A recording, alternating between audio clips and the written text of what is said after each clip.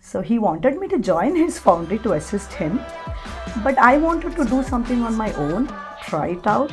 If I don't succeed, then I knew I had his industry to join up. And then at the age of 19, I started my business with just two boys. I went and borrowed from a Marwadi who used to finance my dad without my dad knowing. Yeah, so I borrowed about 50,000 rupees. Every month I'm supposed to pay him 5,000. He gave me 45 on hand. So the first and foremost was at home, my mother. She was telling, you're a young girl and it's difficult for a woman out in the market doing business, anybody to come to marry you. They wouldn't want to deal with a lady who thinks her family is important, suddenly get out from work and go and handle her family things. No, the family is there, yes. But those days, my first priority was my work. And I still remember the next day I was in Tirupati. I shaved my head off. And the next day I entered business and there was no looking back from then. Today's episode is sponsored by Talking Ants. Talking Ants is a full-stack video production company that offers end-to-end services from storyboard creation to script writing to editing. They broadly operate in 4 categories: corporate videos, brand and product videos, documentaries, and social media videos. To know more about them, check out the description. The guest for today's podcast is a very interesting duo, a mother and a son, a first-gen and second-gen business owners. Mrs. Latha Jois started Syscom, which was dealing with commercial furniture. Then Mr. Suhaas Jois, her son, took over the business and then also added Suhaus Furnishing, that is into residential furniture. They have a very interesting story to share with us. So let's hear more about them.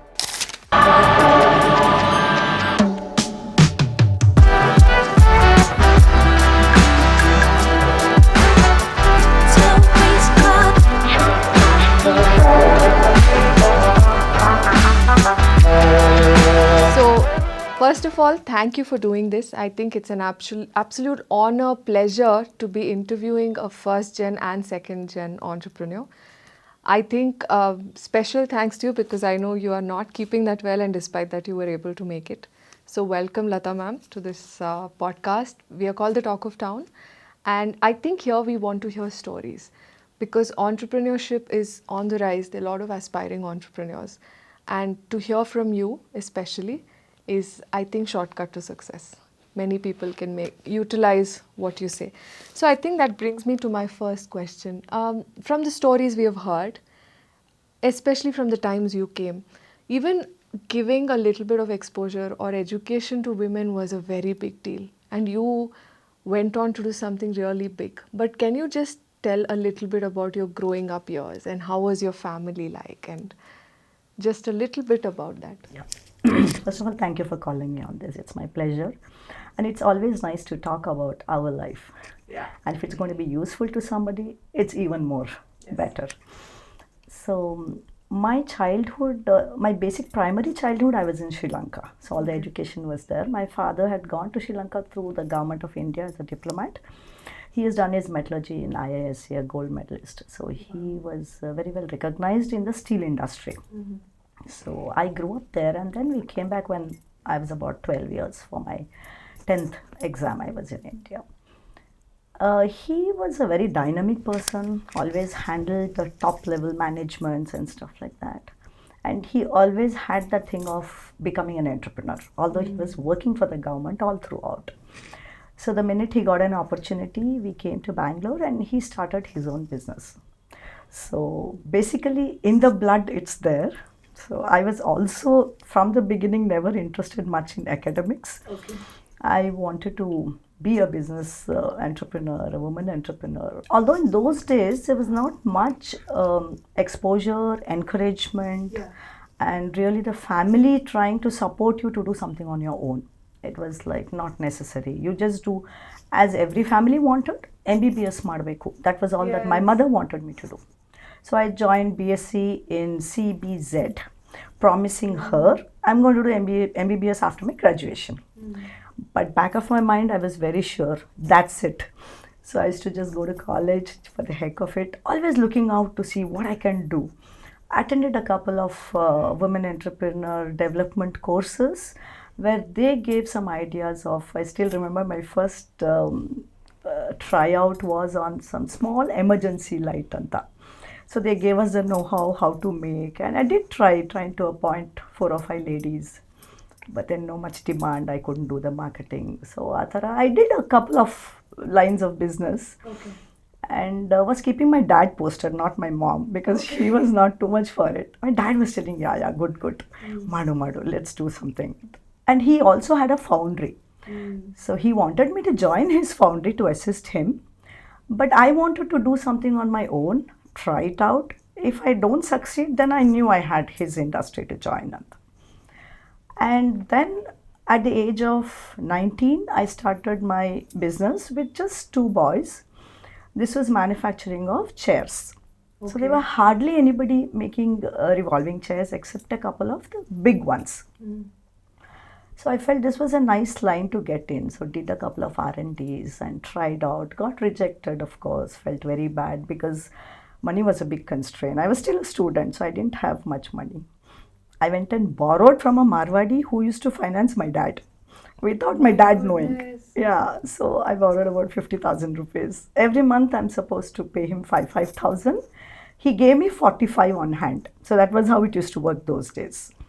So 5,000 interest was kept beforehand. And every time I used to take out about 1,000 or 2,000 from the almara, my heart used to go tuck, tuck, tuck, tuck. Yeah. Am I doing something wrong? Am I going to succeed? That was just for a fraction of a second. But I was so confident that no, I will and I can in what I'm doing. And it went very well after a couple of rejections and struggles. So that's the little background of my starting. I think it's so beautiful because you never gave up. And I believe that in those times it was possible. Like if a woman would say that, no, I will sit at home and I'm okay, I'm comfortable, you would be accepted that way. In fact, if anything, you would be celebrated. Oh, very good, she's going to be a homemaker. But you beat all those odds. And I think it's an incredible story.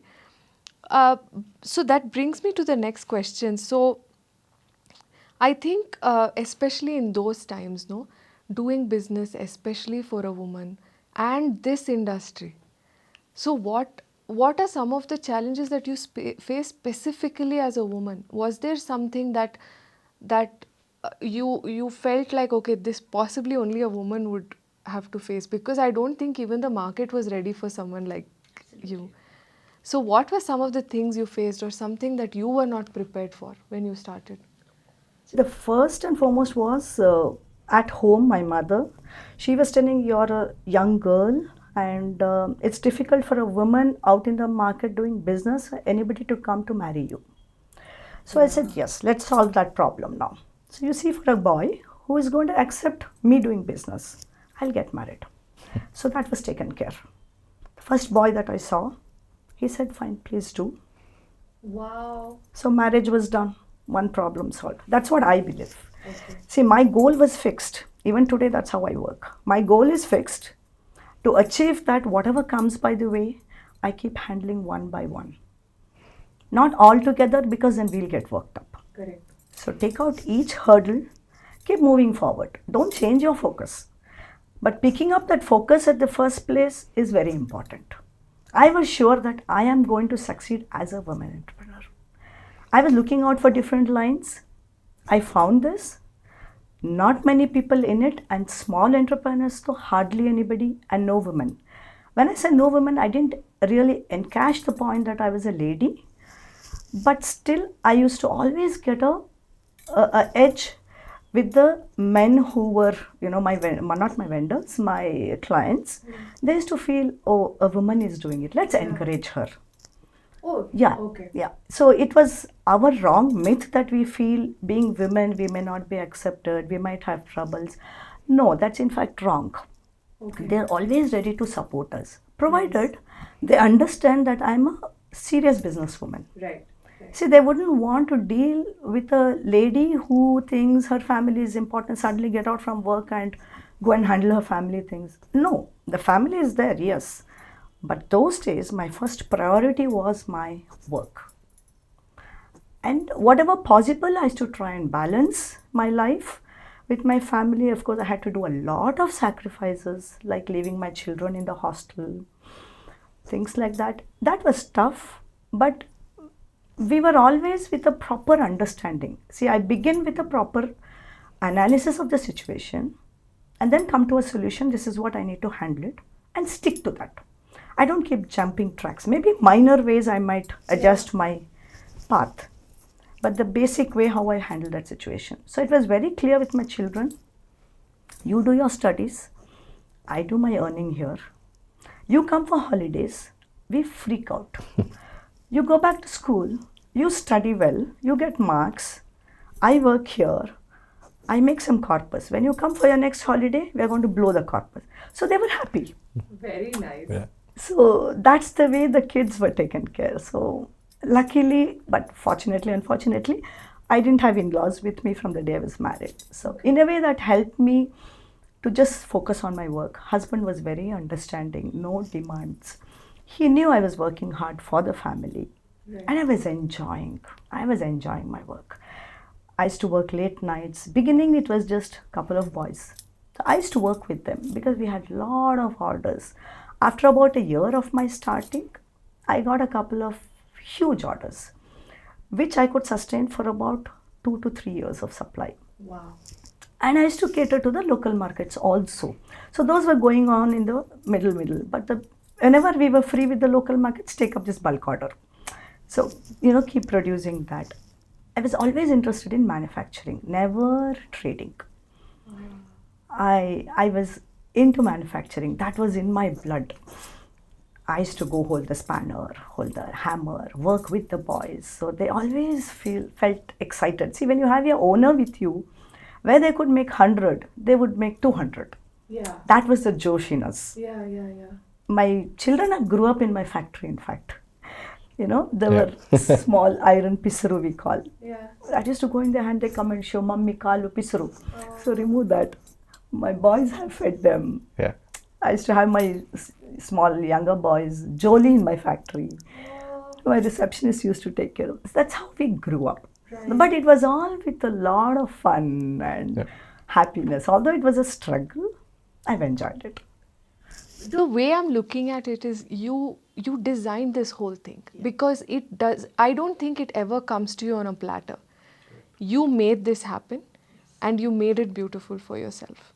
And I think kudos to you because I think it's very inspiring. So now I'll shift the focus to you, Suhas. From your perspective, how was it growing up in this environment? Firstly, I would like to thank you for inviting me and Mum here. I mean, it's something I'm very grateful for. So, I've always seen Mum working really hard. So that is something which is still in me, with me, that she would really leave very early in the mornings and work late nights. But she would also make it a point that she was there for us when it was needed. So that is something which is something I really appreciate, because in those growing days, you really want to be with your parents, with your loved ones.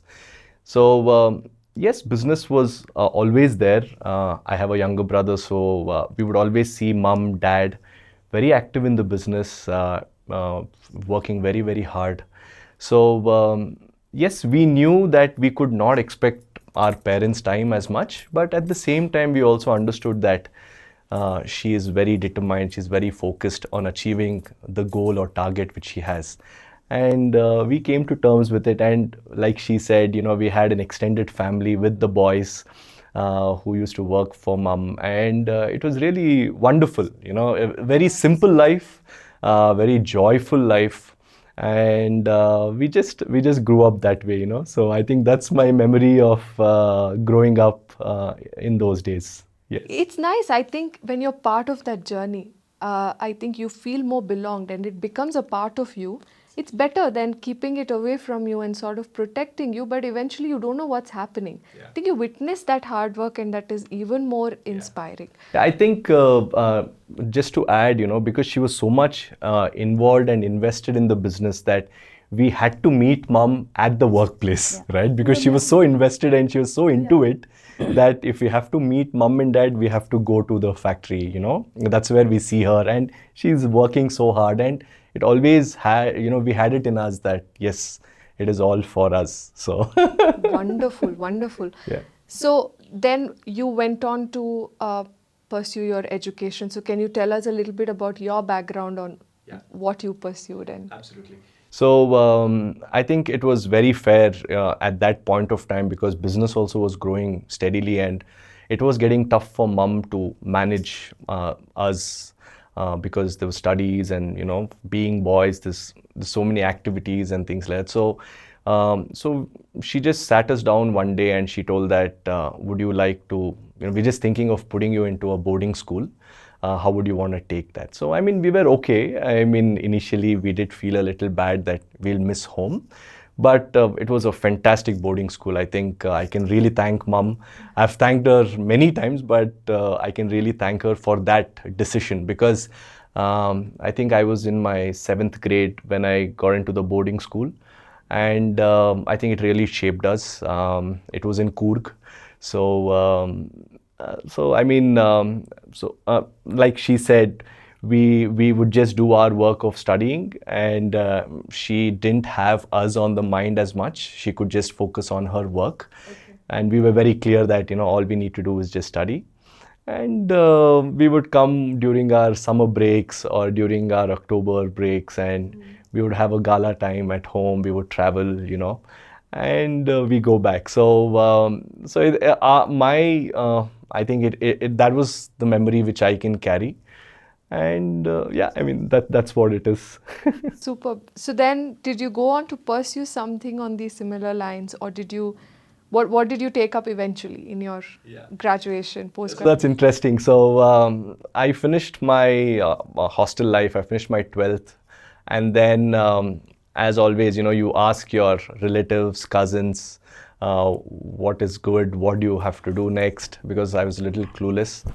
And my cousins told me, you've had a tough life being in a boarding school, you've not freaked out in that age, so just take up computer science. You know, you can easily just That is the advice. yeah, you can just enjoy, freak out, and then just study a bit and you can get through your college. And I just did that.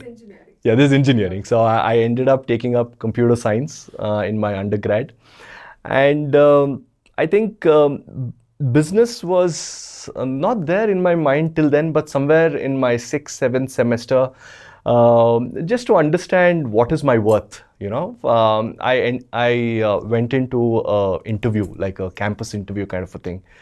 And I understood, I still recollect, you know, my CTC that they offered was 2.4 lakhs. So then I realized that, okay, this is what I'm worth. So, and I think one day on the dining table, I just told mom that I'm considering getting into the business. What do you say? And, you know, she was just shocked. She was like, she never expected that. What happened, all my husband's side relatives who were the influences to him are all outside, US, Canada, stuff. So they were always drilling. Until the minute Suhas finishes, he's going to come here. We are going to take care of them. Life is beautiful here. Although I never wanted to be abroad, neither did I want my children to go. But then I said it's their choice. So I was always in the opinion or the thought that he is going to go outside, study, and be with those cousins. So this was a big surprise, but a happy surprise. So what more? I would never like to close down my business. And if he wouldn't have come in, obviously I would have shut, because I was clear I'm going to work only till I'm about 50. So the minute he said he's going to join, I said yes. Yeah, so it just happened, and I finished my engineering, and I still remember the next day I was in Tirupati. I shaved my head off, and the next day I entered business, and there was no looking back from then. Yeah. So quite dramatic. Yes. Very nice. I think it's been so incredible so far. I'm loving this conversation. Thank you. So ma'am, over to you. You did tell me that, you know, you chose this because there were very few players in it. But can you just talk a little bit more about that? Why Syscom, and what did you start with? Where did it eventually go? because I think convention, again, I think you've broken all convention, now we know that. But just in hindsight, there are some categories of business that women are already assigned from a society perspective, right? It's restricted to like maybe kitchen stuff, pickles and things like that. This was totally out of the box because your dad is in metallurgy. He is an entrepreneur by, I think deep down. But then how did Syscom happen? Because I think really I cannot plot this in your graph of life. So just tell us a little bit, and how did you start? Where did it branch out? As I told you, I started off with only chairs, the revolving chairs, starting with that. So there were not many players. So as everybody does, I took a sample from my competitor, the top competitors, ripped open the whole thing and thought, how do I make it now? So I went to some fabricators. There are different parts in that. So tried to procure them. Not many suppliers, and this big suppliers wouldn't want to entertain me. But again, the edge of being a woman, went, requested and told, I want to do something, please start. They were like, ठीक है यार, कोई लड़की जाने दो ना, देंगे एक 5 ply. Let's see, she may not last, she may not do. That's how it started, and they would never want to risk giving credit. And I hold the same vendors till today. 36 years of my business. Until unless there's a major problem with them, either in quality or keeping up their word, stuff like that, I would never change a vendor. I would like to go, fight with him for the price, fight with him for the quality and what I want. Stick to them because we have a rapport already built. We know what that person is. He knows what I am. I was always for quality. That's one thing which was very clear. Give a good quality, stick to your product line, and people will come in search for you. And that's what happened. So I had an edge in chairs, top-end chairs, different types of chairs. So these were not available with the top manufacturing brands. They had their own prototypes. They wouldn't want to change that for a small vendor of about 10, 15, 20 requirements. But we were okay for that. So their office would look very different with my products. So that is what made me sustain without much marketing, no spending for marketing, no meeting people. I would be in office, people would come searching for my products. Wow. And well priced, so as to make my good profit. I used to maintain a high quality. Till date, I have my product being used. They just keep reupholstering the fabric. Wow. Yeah. And the products are fine. So it's such a pride to, tell your product is still going good. And then tell that. So it was their word of mouth that I would get new clients coming in. That was sufficient for me to keep going. So that first prototype was of my competitors that I took. I ripped open the whole thing, did some changes, and told I got a couple of big orders, so showed them those samples. They were looking at those branded chairs. They supported me. They said, Madam, not this way, make a little change here. That back is bent more, so you add on. They helped me to understand. So I picked up the prototype, and the client was very kind enough to tell me how I need to develop on that. So once I started seeing that success, I said, this product is for me. And like you rightly said, I didn't want that women product thing, making papad, pickle. Those were also a couple of lines that I had tried, in fact, before I forgot the name. Yeah. Then I said, no, I wanted something more industrial, something more, with some machines, fabrication, manufacturing. This was what my bigger picture was in mind. So this had all that. That's how I got into the chair sector. Super. And God's grace, it happened to work, and I started getting orders. So why would I want to change? Yeah, I mean. I just focused on it. And just to add to that, customers would say, Madam, chairs, why only chairs? Why can't we get everything under one roof, I need to buy a table from someone else. I may have to get a storage from someone else. And I think that's how eventually mom kind of like started adding more categories of products. Right. And we started having the whole gamut of products under Syscom as a brand. Like how my name says, it's Syscom Seatings LLP. So Seatings was the first thing which I was into. Okay. And then further I went out into all the products required for a commercial setup and institutes, schools, labs. But you were clear of it being commercial. Yeah. Yes. Yes. I never wanted domestic. There was a lot of one-on-one there. Here it was always bulk. We have a couple of ranges of about 150, 200 products. You pick from that and you tell me the quantity. That's it. Maybe a little in the height, a little in the depth. To the client's requirement, I might have to change. Otherwise, not much change. But in domestic, the values are lesser. It's one-on-one. I didn't want to do that. I think you've broken a lot of Yeah. norms, and it's incredible. Moving to you now, taking from there, how much did you retain? So when you took over, and the day that you sat in the boss's chair, how much of this did you take, and what did you then add on, or what changes have you made to this? Yeah. So when I got into the business, I think, so like how it happens in most of the other communities, they start getting involved in the business, from a very young age. But somehow in my case, that was not it. Though we would go to the factory, but mom never got us involved in any way into the business. We would just go there to be in mom's presence, chit chat, have some fun and come back. So when I got into the business, I mean, it was something totally new for me because I had to really deep dive into it. So it took me a few years because it was a very well-oiled system. The team was a very well-oiled team. So getting in as the owner's son is way different. And I would like to say it's a little bit more difficult because, they have seen me from when I was small.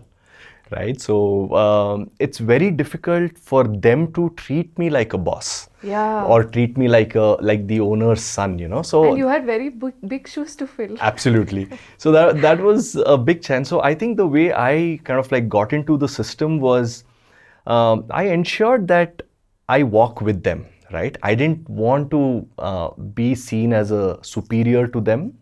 That was not at all my intention. So I would, like mom did, I would sit with my team, work with my team, understand the raw materials, understand the variables.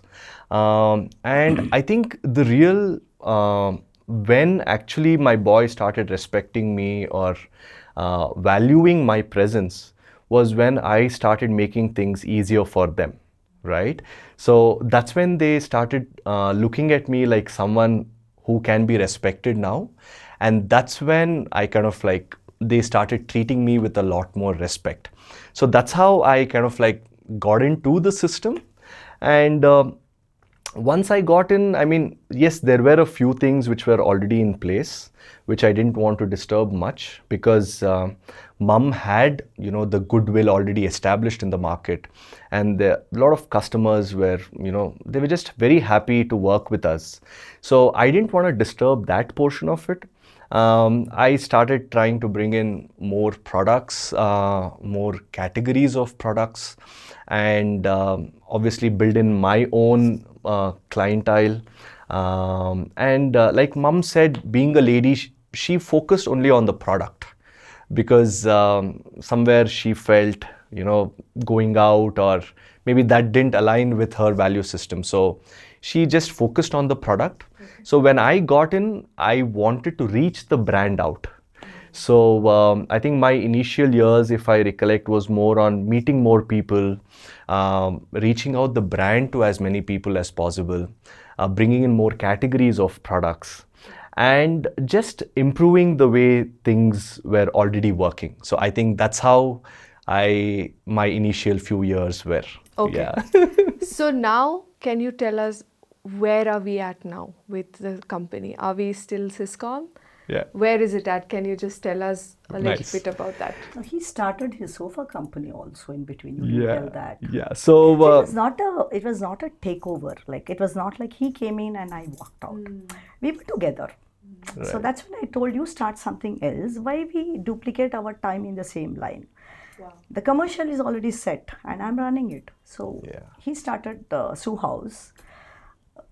Yeah, so Suhaus again was a very interesting period of time for me, between I can say 2015 to 18. One thing what I realized in the commercial furniture space was, see, I think in Mum's time, the competition was a little bit more lesser. But when I kind of like took over and just started seeing the market and the competition, I think it had kind of like got saturated. And what I realized was there was nothing much to innovate or nothing much to do in what Mum was already doing. I just started exploring different things. I was like, anyways, this is going on. What else can we kind of like add in? And I realized that there was a huge potential in the home furniture segment. And I just studied a bit. I traveled a bit. I attended exhibitions in Germany, in Italy, in China. Just got a sense of how the international market was doing. And I came back and I launched Suhaus. So Suhaus primarily is into the home furniture segment. So we build bespoke, customized home related furniture like sofas, recliners, cots. So these are the products that we do. So my next 3-4 years was managing Syscom, which was already there, and also trying to establish this, the home segment space. And that is where we are today, So getting into the whole segment of commercial and residential furniture. Yeah, that's where we are. So your focus is on customized furniture only. So there is no, can a customer come to your space, buy something and go? So I think I am continuing what Mum was always doing, because see, there are enough and more players then and even today, it's flooded. So going there, picking up has always been an option. But the difference that we in both the companies are doing is giving the customer what they want, right? So if you come to us, we don't tell you what we have. We listen to what you want. So that's the core difference, which is what we are working with, and that is how we have been growing. With a lot of these China products coming in, you don't have much choice. In fact, no choice at all. Just buy what they can give. But in us, that's right. So you have a particular size, you have a door, you have a window. We can match things to your specific layout and requirement. Yeah. So that's the edge we had. And the entire process, we have tried to make it as streamlined as possible, as transparent as possible. So we have a state-of-the-art manufacturing facility in the heart of town. We have a studio where the customer can come and experience some of our works. And they sit with us, we co-create what they want. They're free to walk into the factory, see how we are doing their product, see what is going into their product. So that there's absolute sense of surety for what you're paying, right? Because today that is something which is lacking. You can walk into a swanky store, you spend about 5 minutes to decide on the piece of furniture you want, and then you're only haggling for price, right? Without even knowing what the hell is in that product. Yes.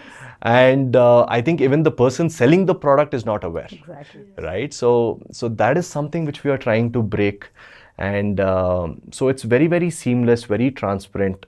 The customer knows what they're paying for, and we stand by it. And that's how we've been growing, Raksha. Incredible. Yeah. Because I just believe that today, even your consumers are more and more intelligent. They know what they want.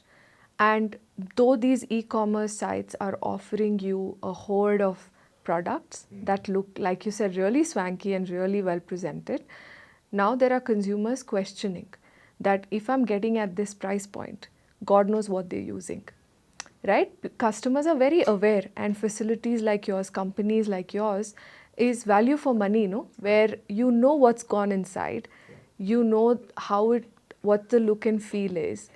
it's ergonomically right for them, because I'm sure your experience center also allows them to try out, you know, to sit on it and, you know, making it, that's incredible. And I think, how has it been so far, and how has Suhaus been accepted? God's been very kind. Suhaus has been accepted extremely well. And though I have been a little bit more proactive in marketing ourselves, but word of mouth has definitely helped the company grow. I still remember we would get probably 2 inquiries a month when I started off Suhaus. Today, touchwood, we are getting about 10, 12 inquiries a day. So team has grown, production facility has grown. And yeah, I We have mean, an edge over the reviews that people write. No, that's such a blessing. Wonderful reviews. So obviously somebody who wants to buy, they go through that, they get a sense of confidence that these people are not just showing some product, trying to sell it. We have an experienced person, the latest, maybe a week back, who has bought from us. And all of them have been very kind to write truly what they have experienced. So that and I has think today it's all about the experience, because see, I always look at how I would like to be treated, and that is how I would treat my customers. Right. And that's how I have trained my team also to do it.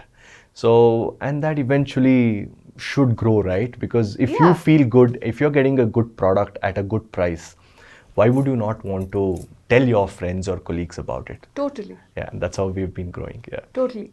Now, we are going to shift the focus to entrepreneurship, startups, and things like that. So, question to you, ma'am. Would you have preferred to start now, or are you happy for when you started? Because times have changed. Like you just spoke about the reviews. Today, a Google review is so valuable, and people are very quick to respond and react to products. And it's a very different scenario today. And you're competing with the biggies. There is no small or big anymore, right? Today, everyone's in the same platform because thanks to technology. So, do you feel like you would have given a choice started in today's scenario, or you are still okay with when you started? No, I'm happy I started then. And I keep telling him, in fact, we were lucky. See, the struggles were different those days, but then, yeah, it worked right. Today, the struggles are different, but it's more challenging. You have to be extremely fast on a daily basis. Those days, we couldn't have thought of changing a product, doing an R&D. Maybe once in 6 months we could think of an R&D, the stuff like that. Today it's not like that. Every day, because every client wants something different, something new. They don't want the product that they have kept in a store to have been used by somebody else. Every client wants that. So we have to be updated with what are the new raw materials available, how can we design the product with cost, because everybody wants it at the most reasonable price. Yeah. So look at the cost, try to maintain the quality which we have been all these days doing. So it's much challenging. See, those days I could keep my price until I'm giving a good quality, they would buy, they were happy. Today it's not like that. They want a good product, but some clients are there who tell, no ma'am, we want to change it every year. So I don't want your product which is going to last for 15 years. We want to see something new the next year. But it has to be aesthetically looking very beautiful. So when it has to look beautiful, it costs again, which they are not ready to pay. So it's challenging for us as a manufacturer. See, if you were a trader, then it's different. You just buy a product from somebody, he would break his head on how to, make a good product to sell in the market. But he would also start giving it to everybody else. We won't have a control on that. Since we are manufacturing, we have certain edge over that. But it's very challenging today. You have to be on your toes every day and use technology, which these children are good at. They're smart in that. That's where we take a backseat. So I'm into taking care and of the admin accounts, those stuff, but he is into developing of the product, marketing, which makes a lot of difference. Right. Suhas, that brings me to this question. I'm very curious to ask you that if you were the first gen today, like you had to start out and you did not have Syscom as your base, would you have still continued to be an entrepreneur? And two, would you have still done furniture, or was there something else? I don't know. Maybe you would have or would not have thought about it, but I would like to know. Well, it's a tough one because seeing just furniture, it was that. But if, say, Syscom did not exist, maybe I would have really thought about it.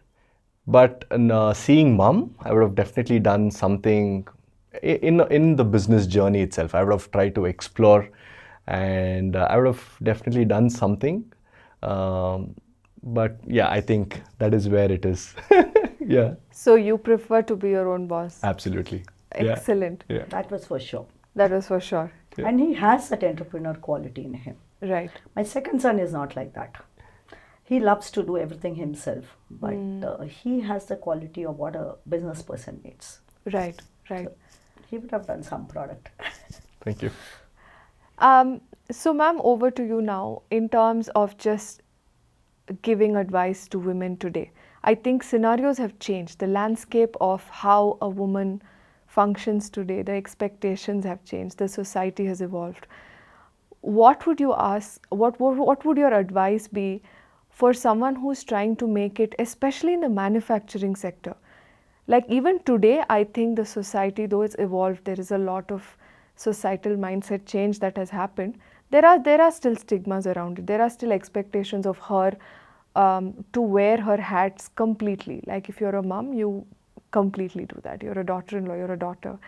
So what is your advice? And see, the first thing what I would say is things are much better today. Yeah. Women are given an opportunity everywhere, out in the field, or as an industry holding, or at your house place also. Those days we were curtailed to manage your house. Yeah. You do this much, and then if you have time, if you can, you think of working out. But today it's not like that. You can hire a nanny, you can hire a cook, you can hire everybody under the sun if you can afford to pay them, and do your bit of work. Yeah. And women are very successful today because of that, because they're able to focus on their career full on. I would tell, see, most of them who are career oriented, the families are not in a good position. So that shouldn't happen. Ultimately, career, making money, making name, fame is all a small portion of life. Life itself is small. So this is a part of it, right? But career, children, husband, family, enjoyment with them is extremely important. That's when the life will get balanced. Otherwise, you're all alone. You might have friends, but that's not the point. So what I advise in today's women is, see, as a woman, genetically, we are very determined. Yeah. Yeah. And what we take on, we have the capacity to do the best in that. We are focused. We don't get diluted. Like generally men, they have a lot of people that they get influenced with. Yeah. We are limited with our friends or the circle that we meet. We take what we want. We are made like this. Yes. So I can't tell they are wrong and we are right. But to make the best of what we are as a woman, be focused and be balanced. Don't take too much of any particular situation. Say your work is extremely demanding. Try to balance that a bit and look at your family simultaneously. Manage yourself well. Mentally, try to be composed. Because if you are composed, you can handle things, you can handle yourself, you can handle the outer world better. Right. So that's my first advice, what I want to tell them. Second, in whichever field you pick up, give your fullest and best. Complete all the files that are there that you can get succeeded in that particular vocation. Then you switch to another one thinking that it's failed. Before that, see, a lot of people have this thing that they try a little bit, they hear a few experiences from others, then they feel, okay, I might also go through the same thing. I don't believe that, because any experience reflects on the decision you have taken. Yeah. So that person might have taken a different decision. You might take a different decision on a particular same situation. So don't go by others' experience. Listen to their experience. But sit and think through think just by yourself. Don't even discuss too much with your husband, family. Yeah. Each person is different. Yeah. Yeah. The minute they tell, oh, why do you want to do this? Should you really do that? You're gone a little. So don't talk. You are doing it. You believe yourself full. Talk to yourself. Understand the situation and give your best. I don't think you will have a failure.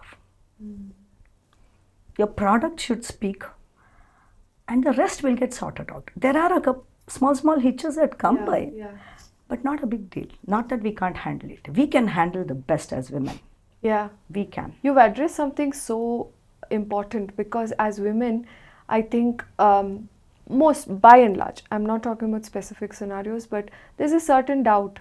And somewhere you go talk to so many people, they say, like you said, they may, lower your spirits or they may do that. So there's a range of things that people say, and if you take all of that in, maybe you'll never even venture in. Absolutely. You get confused. Yeah, yeah. So just talk to the relevant people if necessary. If necessary. Otherwise, just stick to your decision. Right. Do what is required for the knowledge to move further in your decision. Right. Not keep talking to everybody, telling I'm planning to do this, I'm planning to do that. Everybody will tell different ideas. They think, they're good advisors.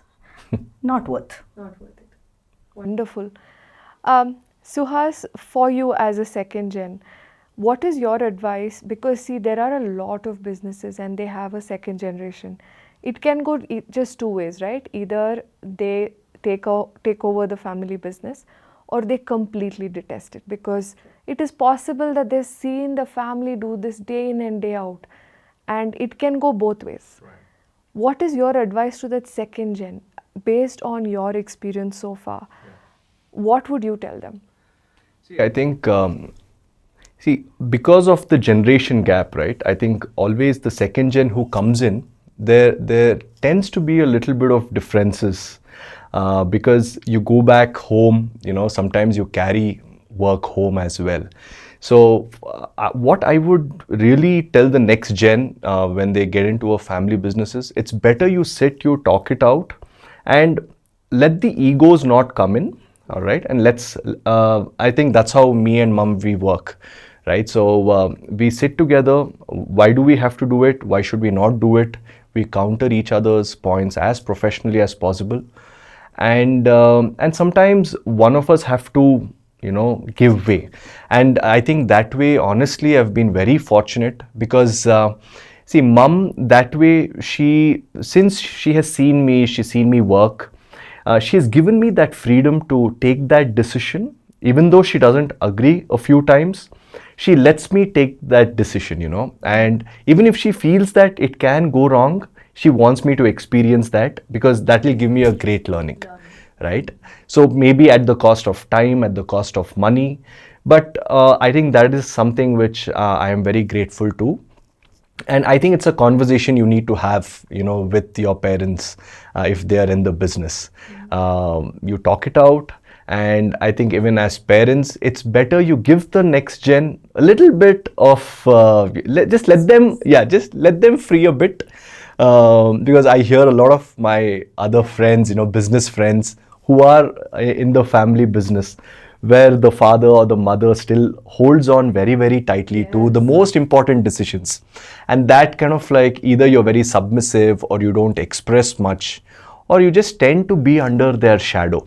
Yes. And that's where you want to do something else, So I think that's where the problem comes in. So I would say it's a conversation, right? Business is eventually a conversation you have with different stakeholders. Yeah. So have that healthy conversation, and sometimes even as parents, let the next generation take those decisions so that we feel that our skin also is in it, right? Because we are also there to grow the company itself. Yeah. But maybe we may take some wrong decisions, or we may falter a bit. Just give us that little bit of space to falter is what I would say. My experience to add to what he said, there are a lot of times when I wouldn't have thought like him. So that's the difference. Yeah. So I feel nice about it. Yes. It's like having a fun business partner, no? Yeah. A trustworthy, fun business partner. Yes. And he's also equally hardworking. Yeah. Equally hardworking. So Yeah. as long as he's not doing anything wrong, I say, yeah, this is very nice. I wouldn't have done this had I been in your place. And scenarios have changed. Scenarios have changed. So Environments, markets have changed. Technology. Has crept in, yeah. Yeah. Nice. So it's nice to, it's always how do you complement each other, right? Yeah. You can see differences in everything and anything, but how do you complement it and how do you grow the business? I think that should be the focal point, right? So be it me or be it my mom, the end result is the brand should grow. And are we moving towards that direction? And if that is happening, it's okay. I mean, if what I say is not accepted, it's okay. I mean, as long as the company is moving forward, we should move forward. Yeah, I think what you said was key, like having conversations and having the same intention, having the same goal and working towards it. Yeah. Now, something for both of you. How has it been working together? Like at home, you suddenly have to see him as a son and you have to see him as a mom. And are you able to shift the way you function at work and you both look at each other as equals, as peers? Like, how does it work? I want to know the dynamic. I never get work home. Generally, we don't. And at office? It's office. And Yeah. he's your colleague or your son there? No, I'm extremely focused on that business. It's business. I don't care if it's my son or who. Okay. Yeah. We talk work. But then not that we don't have fun. But at least I'm enjoying. I'm very happy I have, given over the reins to him and he's doing it well. And I feel good when the clients are happy. See, that's my final focus. Yeah. See, I have built a business. And if my clients are happy and they call back and they say, wow, your son has done this so well, we got this. That makes me good. Yeah. So we are very clear. We never clash. In fact, and I let go a little more because he is my son. Maybe I wouldn't have done that had it been an outside partner. But see, that's where the mom in you wakes up, I think. Yeah. What about you, Suhas? I think there's not much differences as such. So I think even me as a person, I'm quite compassionate that way. And I respect some of the decisions when it's taken down. Some of my points which have been taken down, I respect it.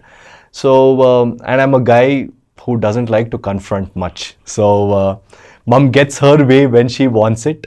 I get my way when I want it. So, and so you have it figured out. Yeah. So I don't know. It's going on fine for the both of us. Excellent. Yeah. Excellent. And also, what happens is our staff is seeing. So it's even more important that we don't show any kind of differences because that can really rub off to our staff as well. So that is something we're very careful. We speak it out a lot. We have certain codes where either of us, if we are crossing lines in front of others, how we need to curtail off. So these are certain things, we have figured out. And I think it's going well so far. The first generation should never try to degrade the second generation. Yeah. That is something which the elders don't let go. They want to always show their bossism. That the younger ones wouldn't like. Anybody for that matter. Yeah. So give their space. If the world knows that you have built the company, you need not keep, showing it off every time. So let them have their way. Give their space. Give their respect. Don't put your nose into everything. Yeah. Wherever it is really required, we know, and it is closed doors. So I can tell him what I want, he can argue with me what we want. We go out smiling with a decision taken. Yep. So then the world feels that, they are in sync. Yeah. Nobody can pull us apart further, So that's very important. Absolutely. To respect the second generation, which most of the elders don't do. They feel like, no, I have done this way, so you have to take the company in this way. How will the company grow then? Right. Nice. Okay, next we're going to go into a fun rapid fire kind awesome. of a thing. Wow, okay. Okay, but we'll keep the focus to business. Okay. So, ma'am, I want to ask you, what is that one trait of yours that you wish Suhas had but he doesn't have? I'm very curious to know. You can tell him. It's okay. I'll take it. No, it was not for that. It was not for that. Yeah, he delegates a lot of things. Okay. So I think certain things he'll have to be there in the fort. Okay. Like with vendors, talking out prices, negotiate. He leaves that also to the boys, to the staff. So I feel they should know that the owner is involved. Okay. That way. The boys are doing a great job. Not that they're not going to, put their best. They do. But then the owner also should be in touch with the vendors. Got it. He is more into the client. His focus is more on that side, the marketing, the sales there. But I always, want to look back at the back-end manufacturing also. Okay. Okay. Suhas, to you, what is that one trait that you're glad you didn't get? Which I didn't get from my mom, is it? Man, micromanaging, yeah. She kind of like micromanages every goddamn thing. I just can't take that. See, I mean, I tell my boys also very clearly, you guys, I define your responsibilities. If you do that, you don't even have to worry about anything. Do your job, do what is assigned to you, and you're free to go. You can even log off and go home. I'm okay. Right? But I'm not a guy who micromanages, which my mom just loves to do. Every goddamn thing she is involved. She's like, okay, why this? Why not this? Why this? I'm so happy I've not got that trait, or I think I've opted not to take that, Okay. Because she would micromanage me. I think that's a women's quality. I think. It's more to do with the gender. We did speak about it, but yeah. The women are like that. We feel we do the best. Yeah. So let me not take a chance at trying to give it to them. Give it to others. Yes, it could be that. Yeah. So next question: did you always know at the back of your mind that Suhas will take over the business? Never. No? Never. Okay. Otherwise, I would have planned in a different way. I always tell him, you did a mistake. You should have told me that you're having this idea. I would have planned my business in a different angle. I didn't know that. No. And what about you, Suhas? Deep down, did you somewhere know that you will take on, or you had other plans? No, I think, I don't know what it was that changed that mindset, but I never had it in my mind at all. In my school days, I was at the end of my engineering somewhere. I think, like I told you, it was that 2.4 lakh CTC which really gave a knock on my head. It was not like, see, I think one thing which I really appreciate in mom or dad is they never showed what they had, right? We always had to work. Even in our school days, it was not that we ask and we get, even though mom could afford. So it was not like I saw some fancy thing and I fell for it and I felt business is a cakewalk. Everything is set up. I can just go sit, cross my legs and just command over people, boss around. It was not that which made me take that decision, but somewhere I just felt maybe I just heard what people are doing and people complaining about mundane routine activities at their workplace. So somewhere I just wanted something more challenging, and I would hear mom's success stories, of how every order was different, everything was challenging. So I think somewhere, somewhere that was the turning point for me to get into the business. Nice. If not, business was never on the mind. You need that inner push to be an entrepreneur. Yeah. And you should, I think, be able to enjoy the process rather than the result. No? See, a lot of people think business is easier. They feel, you have people, they do the work. You just have to sit and just command. It's definitely not that. It's really, there is 90 hours a controversy going on around. But literally, you have to work if you are a business owner. Because you have to be involved. Yeah. And sky is the limit, right? Because being your own boss also comes with a lot of responsibility. Yeah. No one to question, no one you are accountable to, you don't have a boss above you. Yeah. So it's like you can take a day off when you want, you can take a week off when you want. There's nobody to ask you, but it comes with a lot of responsibility. So it's a lot of hard work and you need to be passionate. That's when you can really see the result. Yes. Right? Okay, we're going to play a finger pointing game, okay? You can point at yourself or at the other one. Okay. All right. So, the latecomer. Okay. Always late. Okay. I don't know. I think Always. Okay. Stricter boss. Okay. That's sweet. Brings work home. No. Neither of you? No, That's wonderful. No. That's wonderful. Who gets angry quickly? Okay. Okay. Who looks forward to Fridays more? And who looks forward to Mondays more? Superb. Superb. I think it's a wrap, but I think I've had so much fun chatting with both of you. Thank you. It has been incredible. Lots of takeaways, lots of learnings, and I'm sure the viewers are going to really, really enjoy this conversation. Thank you. Thank you so much for your time. Thank you specifically because you've come on a day when you're not keeping well. Thank you so much for doing Yeah, this. I think we had a fantastic Yeah. time. We For me, really it was a enjoyed. rewind of the past, and we generally don't get too much opportunity to do talk this, about yeah. ourselves. Yeah. So it was nice. I enjoyed Yes. it too. Thank you. So Thank you nice. very much, Raksha, and your team Yeah. and Talk of Town. I think Yes. you're doing a fantastic job. I think you all need a big round of applause and keep it growing, you know. Let the Thank Talk you. of Town grow. Yes, and That's all our of us wish. become the talk of town. Absolutely. Yes. Thank you so much. Thank you. Thank you so much. Today's episode is sponsored by Talking Ants. Talking Ants is a full stack video production company that offers end-to-end services from storyboard creation to script writing to editing. They broadly operate in 4 categories: corporate videos, brand and product videos, documentaries, and social media videos. To know more about them, check out the description.